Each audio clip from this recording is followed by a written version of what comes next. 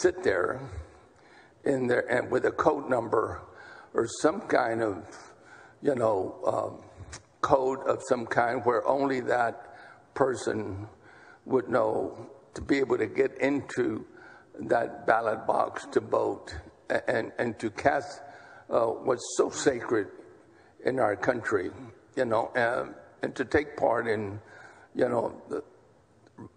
and have the right to vote. And, Senator, let me say this to you. And all of us, I'm pretty certain, have, in many instances, apps where we have our banking accounts and other financial institutions. You now have to have double verification in order to get into it. So the banks have figured it out in terms of making certain that you reduce the probability of the person getting into the account is someone other than the person that's supposed to be. Well, maybe that's what we should set up shop as well, and make it where they have to get into that account to be able to vote from that area. So there's a lot of things that we can do, and I think if all parties would come together and truthfully address this issue head on to make it possible where, it's all for one and one for all. Everyone takes part in being around the table and getting it done once and for all for the people of our state. People are tired of all of this. I won't say what I was about to say. People are tired of all of the tension in the room between Democrats and Republicans. Some of us saying that this bill is suppressive, others saying that it's fine. Surely there should be a statistical model that's credible out here, and I've got an amendment for us to look at the bill to determine whether or not it's a good bill and whether it has suppressive tendencies or not.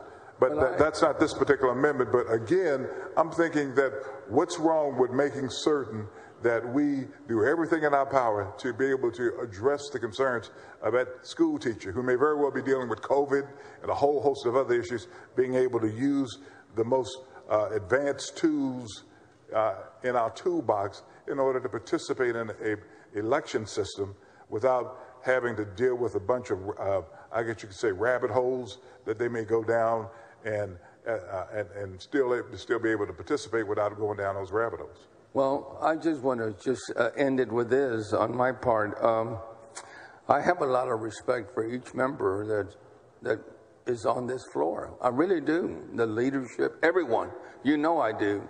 And I love to work with everyone to make sure we find the solutions to whatever issues that we have concerns with or our citizens have concern with together. I mean, that is what this should be about. Thank you so much. I agree with you, sir.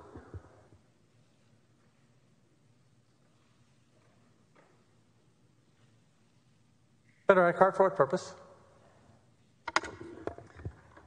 To ask questions of the author of the amendment. You yield. I do. Senator, thank you so much for putting forward this amendment. One question that I have for this amendment, in contrast to the bill that it would amend. The bill that it would amend has a number of provisions requiring local elections administrators to report up to SOS, and then if they fail, to be fined. In contrast, the amendment that you propose doesn't create, but actually supports and further empowers an already existing statewide voter registration database maintained by the Secretary of State, giving the responsibility and the authority to the Secretary of State, making it so much easier for the voter, and also removing the gotchas for the local election administrators who are in good partnership with the Secretary of State. Would you agree that your amendment is much more user-friendly, both for the individual who is seeking to vote, as well as the 254 elections administrators across the state of Texas who are just trying to make sure that the Secretary of State's statewide voter registration database is accurate? Yes. Thank you. Senator Hughes, you're recognized on the amendment. Thank you, Mr. President, and thanks, Senator West, for the amendment. And it's obviously pretty long and a lot of stuff in there that should be debated thoroughly. The amendment is I think it's more pages than the bill. And well, anyway, it's a lot of pages, and I'm sure the Senate would like time to develop this over time, and so appropriate for a standalone bill. But I'll be voting no on this as an amendment to SB1. I'll be voting no, respectfully. Secretary will call the roll. Alvarado, Betancourt, Birdwell, Blanco, Buckingham, 11 Campbell. ayes and 18 nays. The amendment fails. The following amendment. Secretary, read the amendment.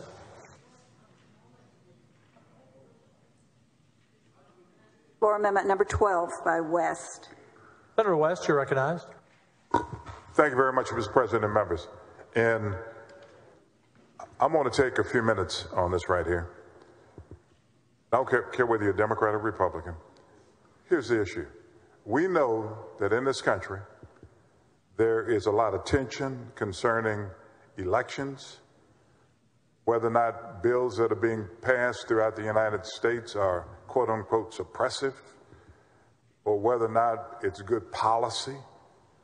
And so the question becomes one of what can we do as a state that leads in order to address those issues. And I'd ask you just take a few minutes, especially my Republican colleagues, take a few minutes and look at this particular amendment. It's called a disparity study. It would be housed in the Secretary of State's office. We would ask the Secretary of State to conduct a disparity study. For those who do not know what a disparity study is, it's a study that determines whether or not there's any quote unquote disparate impact on a particular ethnic group. In this instance, ethnic groups, the elderly, the disabled. And so we can put to bed as best possible these issues. And Texas can lead once again on this particular methodology. Now, I know some of you don't know what it is. And I know that you will be following the leadership of Senator Hughes on this. But I really ask you to look at this. If we want to get these types of issues behind us, members in the House not being here, or the Senate in some instances not being here sometimes. How do we get those issues behind us? Texans want us to find solutions to these problems. I think this is a solution. If it's not, someone needs to tell me why it isn't a solution. We do it all the time. We make certain that we put in place what we believe policy that address issues. I firmly believe that if we look at an issue, Senator Betancourt, in terms of a disparity study, asking the Secretary of State to do the study, come back with a result, and let us know whether or not this bill, if passed, is in fact a neutral bill that does what our colleagues say it does, or whether there are parts of the bill that are suppressive, then Texas will once again kind of lead in terms of a methodology that other states would be able to follow in addressing these issues, so we wouldn't have protracted discussions about suppression or a bill that's good policy. Move adoption. Senator Hughes. Thank you, Mr. President. I thank Senator West. I'm just reading through and the amendment and listening to you. I don't know exactly what this would be involved with. I don't know that the Secretary of State is set up to do it or has the means to do it. And it sounds like something we should look at. I don't know enough about it to accept it as an amendment on this bill. So I'll be respectfully voting no on this amendment. Secretary will call the roll. Alvarado, Betancourt, Birdwell, Blanco, Buckingham, Campbell. 11 ayes, 18 nays. The amendment fails. That's all the amendments, members. You recognize passage to engrossment? I move passage to engrossment. Secretary will call the roll when ready.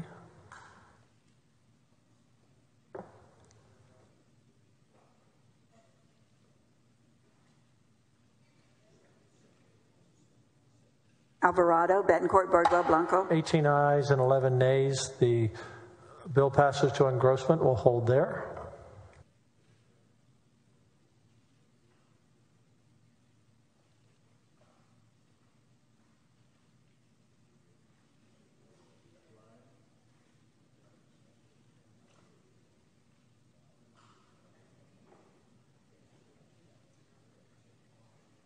Members, we're going to take up a memorial resolution, adjourn, come right back on third readings.